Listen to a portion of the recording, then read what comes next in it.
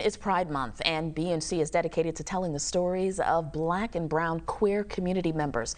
Currently, there's a movement to create safe spaces as incidents of violence spike around the country. Now, since the start of 2021, at least 24 trans and gender non-conforming people have been killed. That's according to the Human Rights Campaign. In a month of April alone, the National Black Justice Coalition reported at least 7 trans women, all of them women of color, were killed. 5 of them were Black. Now in May, 3 more trans women of color were also killed. Numbers are so startling. So where are safe spaces for Black queer people? Clearly got to discuss that and talk about that right now. Well, you've probably heard of the legendary Negro motorist's Green Book. Well, it was a guide first published in 1936, dedicated to providing a list of hotels, restaurants, and towns that were safe for Black travelers. Well, now it's getting a 21st century reboot.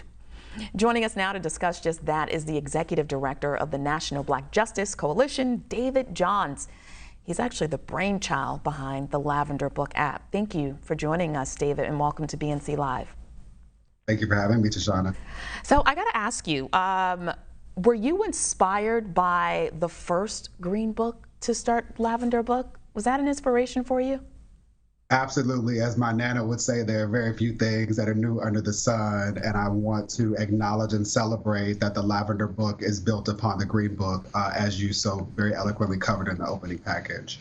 So tell us about that. Why was it important for you to create this guide for family? You know, I mean, we're all family, to have a safe space to be. Yeah, I appreciate it. Can you hear me? I can hear you. Yeah, I'm sorry.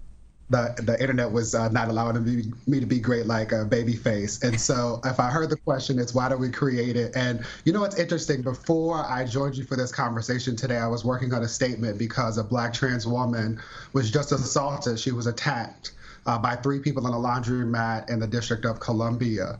And I share that because it is probably the case for most people watching this conversation that they've never thought about whether or not they have to be safe while washing their clothes at a public laundromat, or whether or not they will be kicked out of a rideshare app because their fingernails are painted in ways that people assume are inconsistent with their gender presentation, or denied access to food at a bakery because one wants to hide behind religion in terms of their discrimination. And so there are everyday instances in which Black, queer, trans, and non-binary people are denied access to many of the things, including safety and access to public accommodations that so many other people take for granted, and that's why the Lavender Book app exists.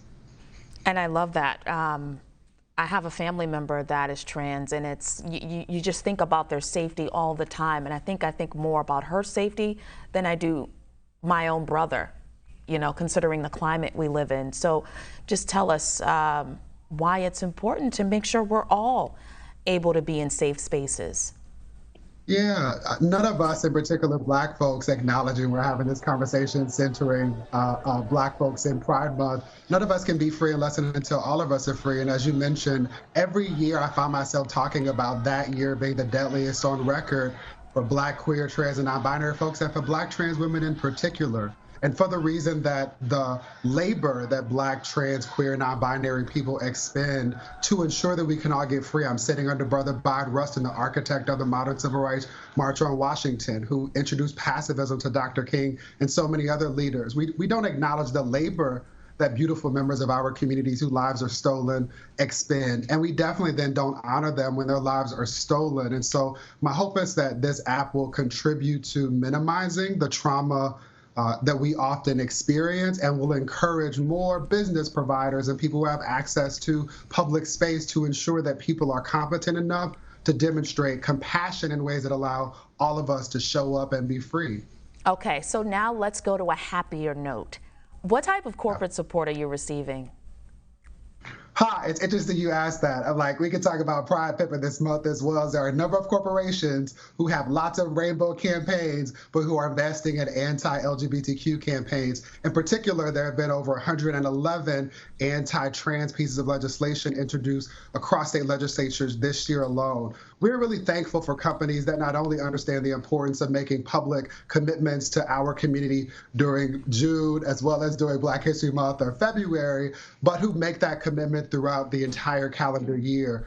We recently celebrated with Procter & Gamble and the virtual presentation of Can't Cancel Pride. We're really, really proud of our partnership with Sephora. We'll be doing a lot of work with them to celebrate Juneteenth and then again in December. And there are a number of other corporate entities that, again, we are proud to partner with because they understand the importance of making the kinds of investments that allow all of us to bring our full selves to work so we can show up and show out. Yes, David, you got big things popping over there. So for Pride Month in general, we see rainbows, we see performative support, as you mentioned, lots of corporations, big and small. What else would you like to see outside of capitalism profiting off of the movement? I appreciate that question. What I would like to see is a remembering of the fact that pride is not about, it was not born out of rainbows and glitter, but it was born out of protest. So many people will celebrate Stonewall and its role in New York City Pride. Not enough people know that 10 years before that in Compton, California, closer to where I was born and raised in Inglewood, California, there was a demonstration at a donut shop. And that happened because there was a law in California that said that if your gender presentation didn't match your ID, that you could be denied service. Why one needs to look at an ID at a coffee shop is beyond me. But the point here is that there are laws that allow for the kinds of discrimination that lead to police and other state-sanctioned actors taking advantage of members of our community. And I would like for those stories that are not fictive things from some imagined Hollywood yesteryear, but are very real and present dangers to be centered as we talk about ways that all of us can be working better so we can all be free. Love that. David Johns, Executive Director of the National Black Justice Coalition and the creator of the Lavender Book. Thank you for joining us on BNC. We look forward to welcoming you back. And happy Pride Month. Thank you to Shani, and thank you to your producers for making space for me to come back again. The internet didn't let me be great yesterday, so I'm really, really thankful for all that was done to make this conversation possible. No, you were fabulous. Completely. Thank you.